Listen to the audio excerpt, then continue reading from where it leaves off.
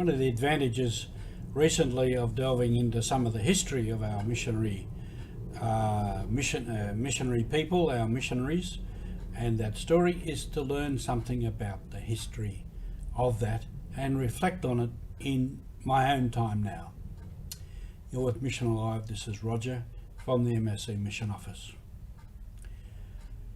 When Father Navarre and his companions were roaming around in the Dutch East Indies, which is now Indonesia, and Manila and the Philippines and those places, they didn't have telephones or internet or anything of that nature.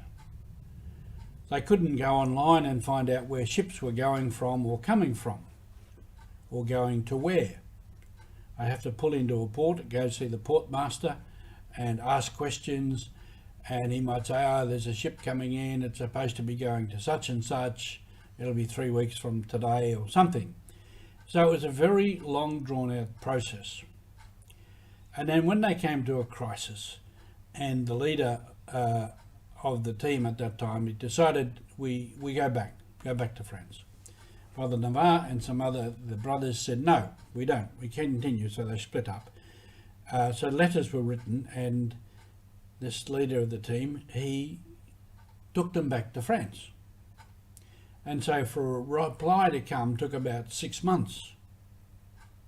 So they had to just wait. And this was the way things were, and we can reflect today that we have things like this, a webcast. We have mobile phones.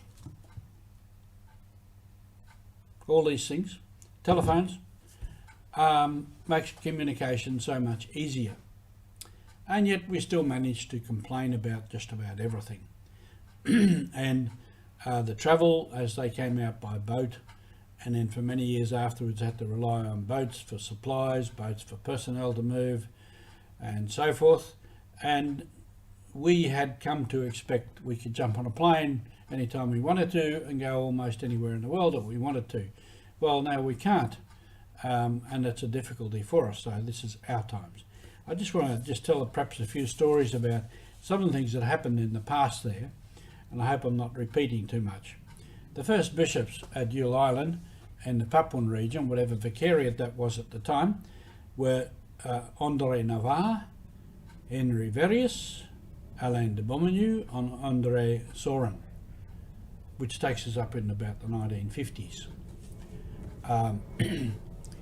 And then for new bishops to be made to take over vicariates, again the communication was long and difficult.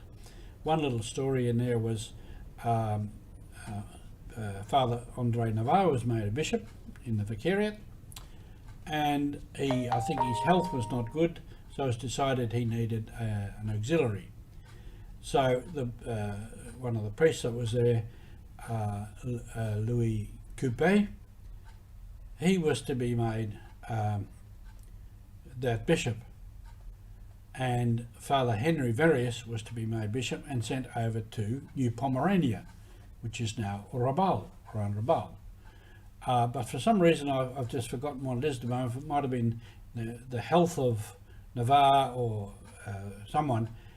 Rome changed its mind. So on the same day, their roles were reversed.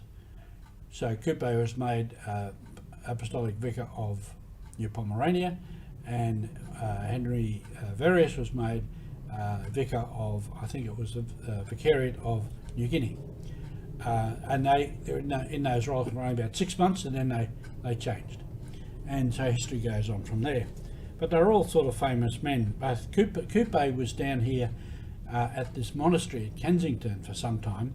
He came to learn English, and he was fairly well qualified from his seminary days, so he began teaching the students here, and they wanted to hold him here on staff, full time, to become a lecturer here at this new seminary.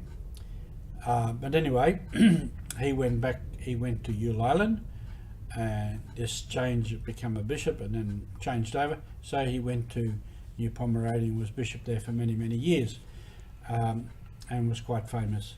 So these were some of the stories about that, and these were their times. and they had to live with the limitations and difficulties of their time. And we too, we live in our time, and our time is particular at the moment with this pandemic, and that's the time that we live in. And that is the time too when we are on mission, whatever that turns out to be. So we persist in our mission, as these men persisted in all the difficulties of their time and the restrictions of their time. So we persist today, and we continue to proclaim the good news to all people. Thank you.